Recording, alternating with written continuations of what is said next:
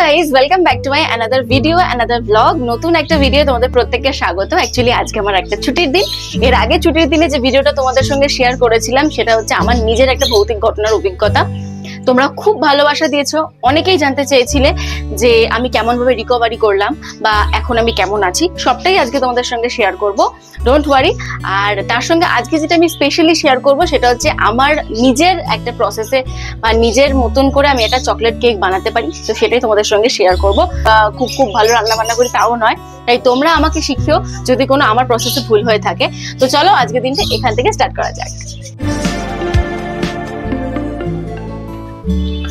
সকাল সকাল টিফিন করে ফেলেছি। আর টিফিনে সকালবেলা মা দিয়েছিল রুটি আর মাংসের ঝোল ছিল। আসলে রবিবার দিনকে হচ্ছে আমাদের মাটন হয়েছিল, তো বেশ কিছু কাই আলু আর মাটন একটু ছিল, তো ওটা দিয়ে সকাল সকাল আমি মোটামুটি ব্রেকফাস্টে সেরে ফেলেছি। তো লাঞ্চে আজকে জানি না কি করেছে মা, কিন্তু মা আর বাপির নেমন্তন্ন রয়েছে, তারা বেরোবে, তাই ভাবলাম দুপুরবেলাটা আমি আজকে তোমাদের সঙ্গে আমার রেসিপিটা শেয়ার করি।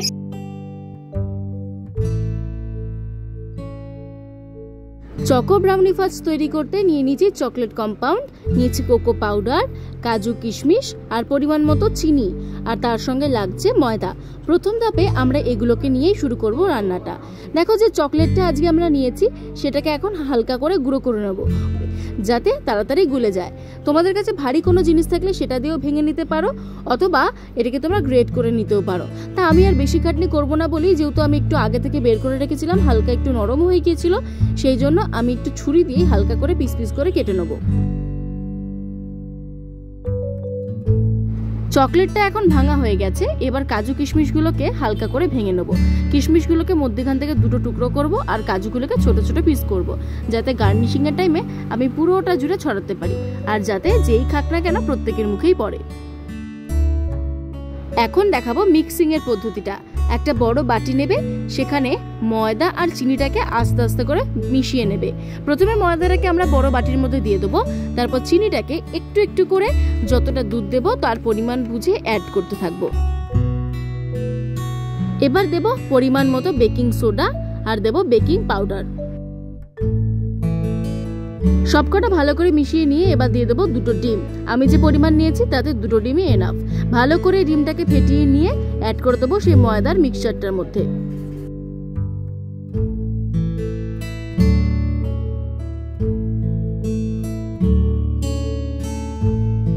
এবার এই মিক্সচারটার মধ্যে একটু একটু করে ফেটাবো আর একটু একটু করে অ্যাড করব চিনিটা। এর আগেই বলেছিলাম যে ভালো করে মেশাতে হবে, সঙ্গে থাকবে দুধ, মানে একবার চিনি আর একবার দুধ, এইরকম করে ভালো করে ব্যাটারটাকে মিক্স করে নেবো। তো তোমরা প্রসেসটা একবার ফলো করতে থাকো।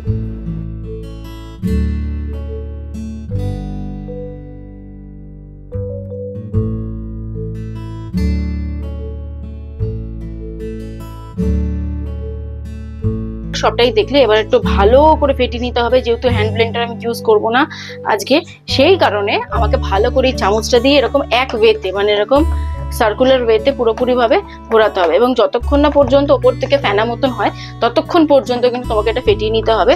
এবং যখন বুঝবে যে তোমার পুরোপুরি ভাবে মিক্স হয়ে গেছে, সবটা একদম খুব স্মুথ ব্লেন্ড হচ্ছে, ততক্ষণ পর্যন্ত কিন্তু তোমাকে ব্লেন্ড করতে হবে। ওপর দিয়ে দেখবে একটা ছোট্ট বুদবুদ মতন উঠেছে, তাহলে ভাববে কি যে তোমার ব্লেন্ডিংটা ঠিকঠাক রয়েছে। আর কখনো এরকম এরকম এরকম এরকম বা একবার এইভাবে করবে না, অলওয়েজ এইরকম ভাবে, জাস্ট একটা দিকে, তাহলে কি হবে, খুব ভালো মেল্ট হয়। ভালো করে মেল্ট করে নিয়েছি, আর উপরে যে বুদবুদ দেখতে পাচ্ছ, বাবলস উঠেছে, এর মানে হচ্ছে ভালো করে মেল্ট হয়েছে, মানে কোনো চিনির অংশ কোথাও বা পার্টিকেল কিছুই নেই। এরপর বেশ কিছু জিনিস অ্যাড করবো এর মধ্যে, দেখতে থাকো। ইউজ করবো হচ্ছে ভ্যানিলা এসেন্স,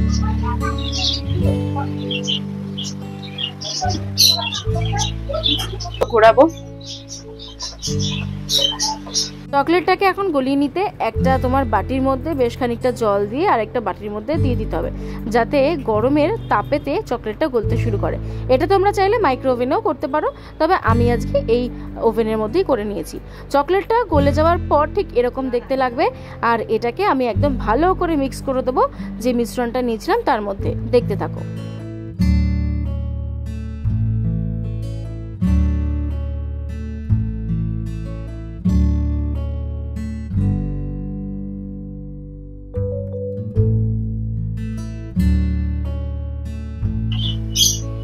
তৈরি হয়ে গেছে ব্যাটার, এই দেখতে পাচ্ছ, এটা এখন ফাইনাল লুক। ব্যাটার।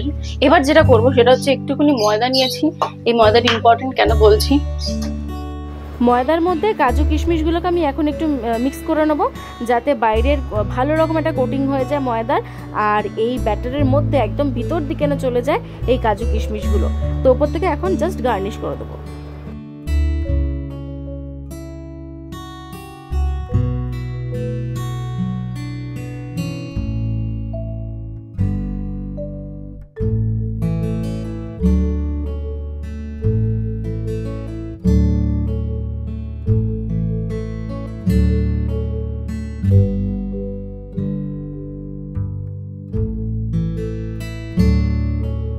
কড়াটা জ্বালিয়ে খানিকটা গরম করে নিয়েছি, এরপর দিয়ে দেবো বালি।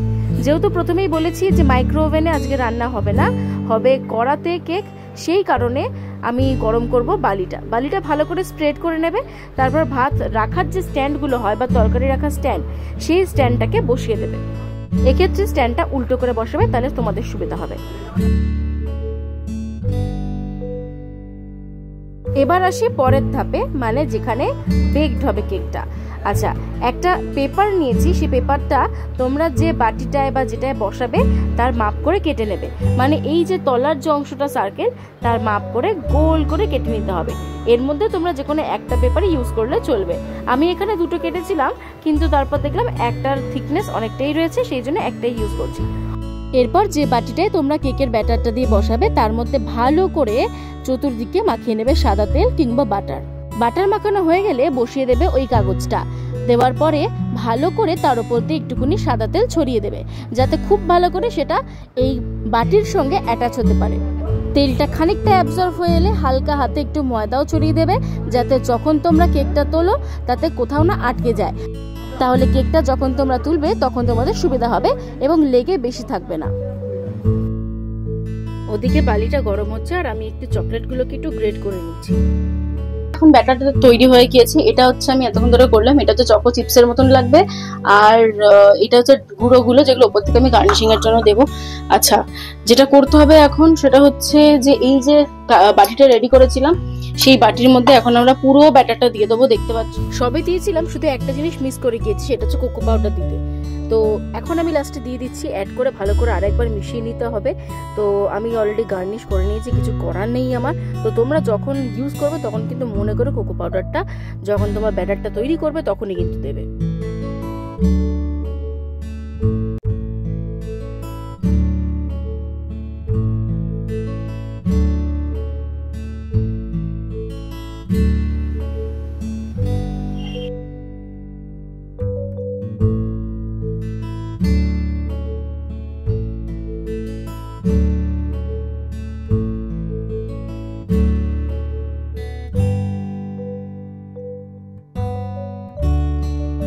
The wait is over.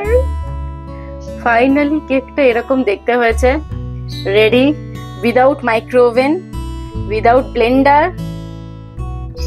এত সুন্দর কেক, এবার খেয়ে দেখতে হবে নামিয়েছি কিরকম ঠিক টেস্ট হয়েছে। দেখে তো ভালোই লাগছে, এবার এটাকে পিস পিস করে প্লেটে একটা দিলে তখন বেশ ভালোই লাগবে। তো তোমরা দেখো, দেখে বলো। কেকটা একেবারে গরম, মানে এখনো হাত দেওয়া যাচ্ছে না, এত গরম রয়েছে। যে পেপারটা দিয়েছিলাম সেই পেপারটা রয়েছে, আর পরে যে চকলেট গুলো দিয়েছিলাম সেগুলো এইখানে এখানে গোলে গোলে রয়েছে। তো আলটিমেটলি দারুণ টেস্ট হয়। এটা আজকে নতুন নয়, আমি এর আগেও বানিয়েছি, তোমরা দেখে বলো।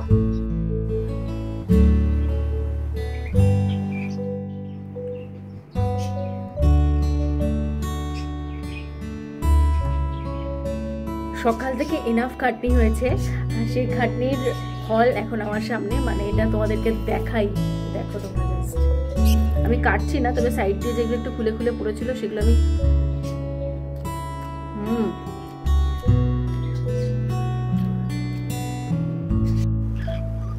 এবার খেতে বসবো। ঠিক তার আগে পিকুদেরকে দিয়ে দিচ্ছি ভাত। ওরা ভাত খেতে খুব ভালোবাসে, আমি ওদের রোজ ভাত দিই। আর পিকুর সঙ্গে সঙ্গে ওপরেও বেশ কয়েকজন রয়েছে আমার ছানা পোনা, তো ওদেরকেও এখন ভাতটা খেতে দিয়ে দিলাম। তো পরিষ্কার করে জল দেওয়া হয়েছে, এবার ওদেরকে দিয়ে আমি খেতে বসবো। এগুলো সব হচ্ছে আমার লাভ বার্ড। আর এগুলো হচ্ছে বদ্রি পাখি, আর ওদের এটা ব্রিডিং সিজন, তাই ওদের একটু এক্সট্রা কেয়ারই করতে হয়, মানে বারবার করে জল পাল্টে দেওয়া বা ওদের খাওয়ারের দিকে একটু নজর দেওয়া সবই। তো কেকটা এখন নিজেই টেস্ট করছিলাম, তো যাকে বলে একটা সেলফ টেট। এরপর গিয়ে ভাত খেতে বসবো।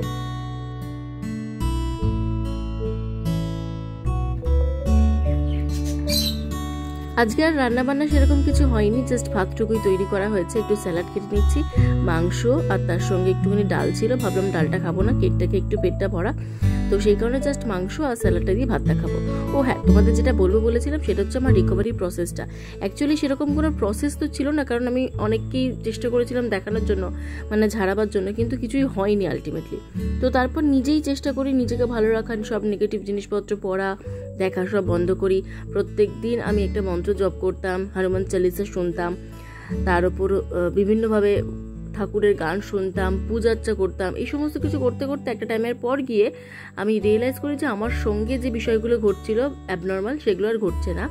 লাস্ট কয়েক মাস হলো সেই সমস্ত ট্রমা থেকে আমি বেরিয়েছি, সেই সমস্ত খারাপ জায়গা সমস্ত কিছু এখন কেটে গিয়েছে। লাস্ট কয়েক মাস ধরে সবকিছু ঠিকঠাক রয়েছে, ভগবানের কাছে আমি ভীষণভাবে থ্যাঙ্কফুল কি সব এখনো পর্যন্ত ঠিক আছে। আগে যে পরিমাণে ভয় লাগতো সেই ভয়টা এখন কমেছে, একলা থাকতে পারি, মনে হয় না কেউ পাশে রয়েছে। আগামী দিনেও যাতে এরকম একটা সিচুয়েশন থাকে আমি শুধু সেটুকু প্রে করি, কারণ আমি জানি এই ট্রমাটা প্রচণ্ড পরিমাণে ট্রমা। তার কারণ তোমার কথা কেউ বিশ্বাস করবে না, কারণ তারা চোখে দেখতে পাচ্ছে না।